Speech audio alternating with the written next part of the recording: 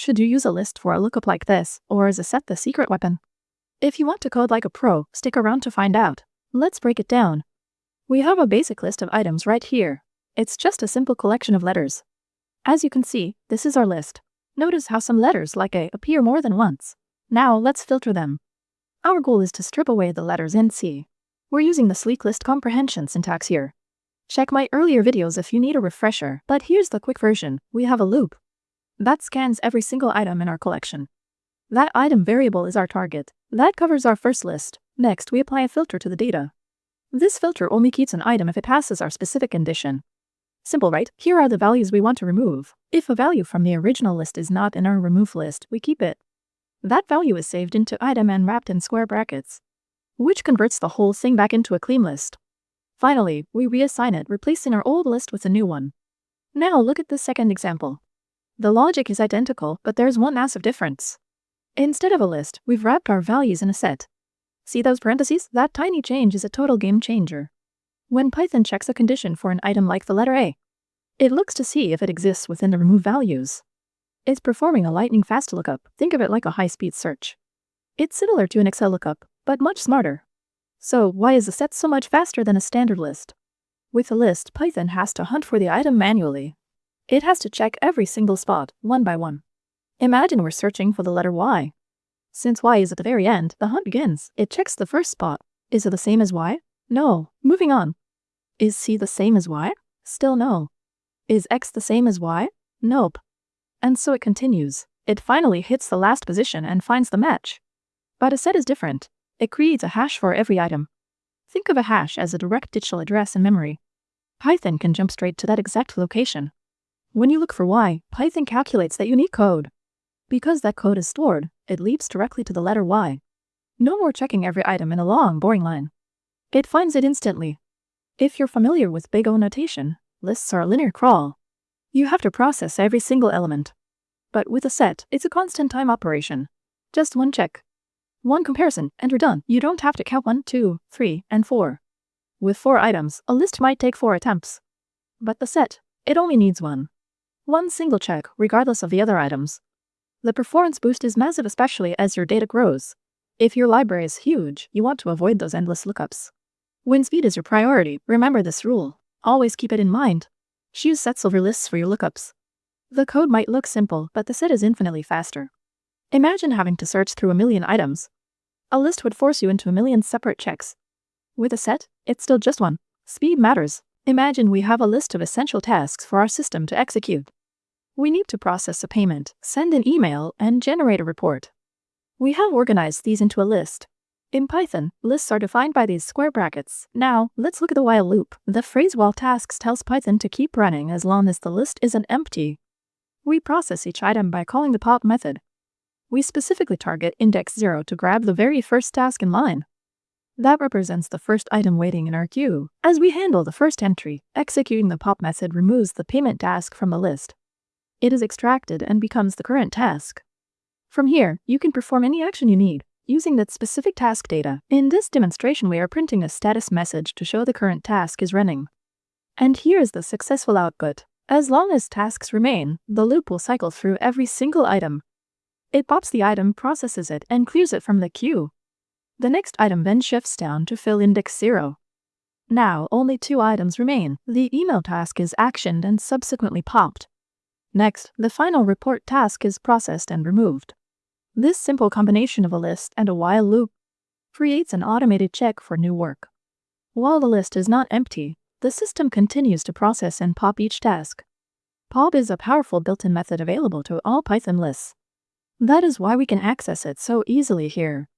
Note that our index is consistently set to 0. Don't worry about errors when the list is empty. The logic will never reach the pop method once the work is done. The while tasks condition automatically becomes false. In Python, an empty list is logically false, ending the loop perfectly. Level up your Python skills with this professional pro tip.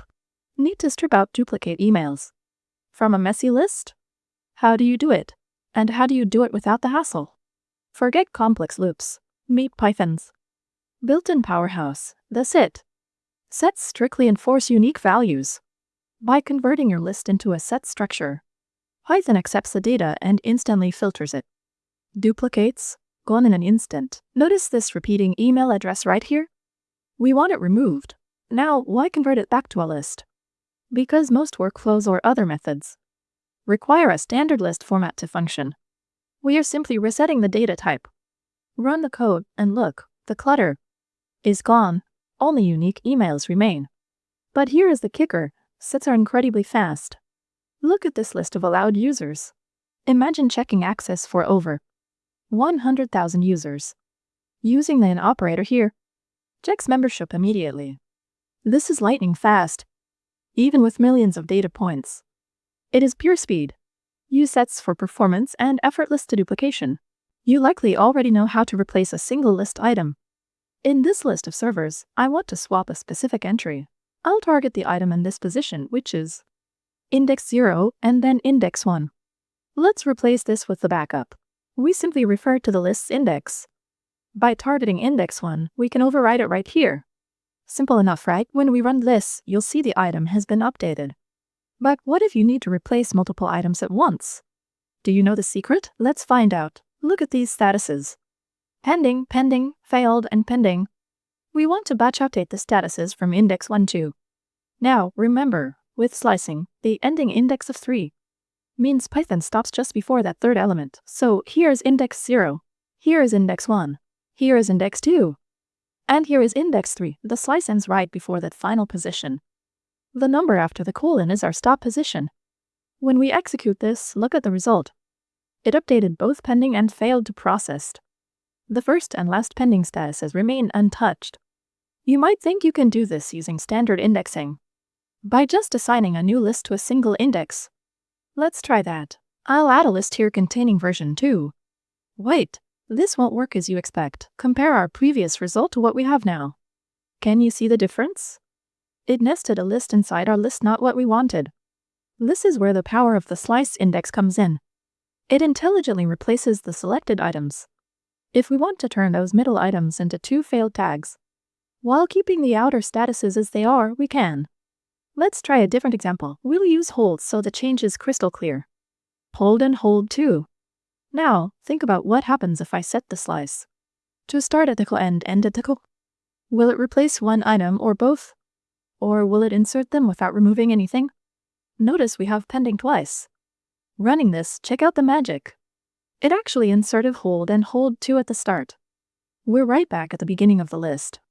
But to perform a true replacement, we must include the index, like index 1 here. Now when we run it, we get exactly the intended output. We can even swap it for something else, like pending 2 to make it obvious. See? It replaced pending with both hold and hold 2. Using this method, you have total control over your data. You can swap those items instantly. It's as simple as this. If you want to inject data right before the failed status, just select the right slice position. If you found this Python slicing power tip useful, be sure to like, comment, and subscribe for more. Want to swap 2 items like debug and error for a single entry? We can do this instantly without using loops or complex methods. But what if you need to add even more items to your list? Let's replace one guest user with 3 specific roles. We'll master how to expand and shrink lists using efficient memory updates. Look at our syntax. We have a list of users admin, guest, and user. We want to expand that guest option to be much more precise. The generic guest tag has to go. We'll perform a surgical replacement using powerful slice indexing. Notice the range here. Position 1 to 2. What does that actually achieve? Admin sits at index 0. Index 0 is handled. Index 1 holds our guest. The 2 tells Python where to stop. This is position 2. We stop just before reaching it. Effectively, this range targets only the guest user. You might think standard assignment is enough. Just targeting a single index? That's not quite the right syntax. Doing that often keeps the original item instead of replacing it properly. To expand the list, use the slice. This specific slice syntax is key. Run the code and look. Guest is now replaced by editor, moderator, and viewer. 1 item became 3 instantly. Now, let's try the reverse. We want to condense debug and error. We want these logs out of our list. Back to the slice index. We start at index 1. Index 1 is our debug entry. We slice up to position 3. This captures positions 1 and 2. Remember, the stop index is excluded. The warning at index 3 stays safe. We are only affecting 1 through 2. That's debug and error selected. And we'll replace them both with the word critical. Running this, you'll see info remains first, right there at the start. But debug and error have vanished. They are replaced by critical. The list has shrunk efficiently. The warning at the end remains untouched and in place. Slicing is a high-performance way to reshape data without extra methods. Finally, what if you want to remove items entirely? How do you delete them? Simply target the slice and assign it an empty list. Now the output shows only info and warning. Clean, fast, and total control. Ever wonder when list comprehension is actually a bad move? Let's look at this scenario. We have a simple list of prices. Our goal is to transform and update these values. We need a 20% boost to cover inflation. So how do we handle this? Running this code, you'll see our prices are updated instantly. But notice, they were updated in place. In this approach, we use a loop combined with a range function. This allows us to iterate through every single item. The length function tells the loop exactly how far to go. It cycles through the list, step by step, by targeting the specific index of each item. We replace the old value with the calculated new price. We multiply the price by 1.2 to get the increase. Now your prices are updated, but there is a massive catch. This method completely overwrites your original data. The old prices are gone forever. However, this is actually faster than list comprehension. Because it happens in place, imagine you had 1,000,000 prices to process at once. Creating a copy would cause your memory usage to skyrocket. Your application could quickly become a memory hog. Now, with list comprehension, you get the benefit of history. The original prices stay exactly as they were. This makes it easy to run a side-by-side comparison. We loop through the old prices and apply the transformation. Again, we multiply by 1.2 for that 20% jump. The result is a brand new list of updated values. Now you can compare the before and after perfectly. List comprehension kept the old data, while the previous method forced the changes directly into the existing list. In-place changes save your memory, but list comprehension increases memory load. The trick is knowing which tool fits your specific goal. Choose list comprehension when you need a fresh, separate list. But stick to a standard loop for in-place transformations. When your dataset is massive and you need to save on memory. If data comparison is your priority, then the list comprehension method is your best friend. It keeps your original data safe for analysis. Ever wondered how to delete list items efficiently? Let's compare two methods to find the winner. Do you know the difference between the del keyword and standard slice syntax? Which one is actually better? And why? If you're unsure, pay close attention. This is a total game changer. Here, we have a variable containing a simple list. We have our items ready, but our goal is to clear everything from the second item onwards. In Python pseudo-based indexing, that's position 0. Then position 1, and finally position 2. We want these specific values gone. You can use the colon for slice syntax. Simply define your starting index. And by leaving the end index blank, Python targets everything right to the very end. Since lists start at 0, this is index 0, this is index 1. And here is index 2. From 2 onwards, we delete them by assigning the slice to an empty list. Run the code, and boom, we're left with just the first 2 items. But what about the del keyword? Del is Python's dedicated command for removal. It works on variables. And it's incredibly powerful for cleaning up list elements. Using that same slicing syntax again, from index 2 all the way to the end, we get the exact same result. So which approach is the pro choice? Which one should you use? Performance-wise, they are identical. There is no speed penalty either way. The real difference is clarity. When you use del, you're telling other developers, I am deleting this. With the empty list method, your intent is a bit fuzzy. Was that empty list a deliberate choice or just a simple typo? Del proves that you meant to remove those items. It's definitive. Now you can be absolutely sure. However, the slice method is actually more versatile because it allows you to swap items out for something new. If we want to replace those values with F4, we can do that instantly. And just like that, it's updated. We have F4 in there, and we can even add F5 to the mix. This approach offers incredible flexibility for your code, while del provides unmatched clarity. If your goal is strictly to remove items, stick with the del keyword. It makes your intentions crystal clear to anyone reading. The alternative is just too vague. Don't leave people guessing whether you meant to delete or replace. Choose del whenever possible. When you're faced with being ambiguous or being precise, always choose the precise option. What does the del keyword actually do? If you aren't sure, you're not alone. How about in this specific scenario? It is more subtle than you might think. Let's break it down.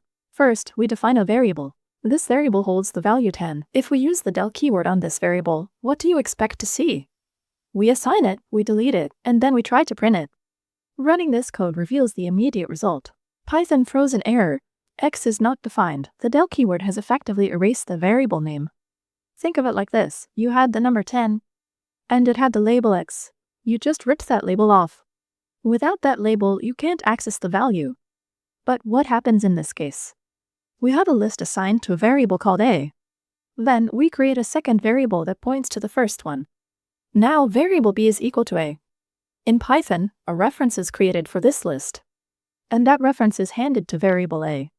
When you set B equal to A, you are saying, give me a link back to that same list.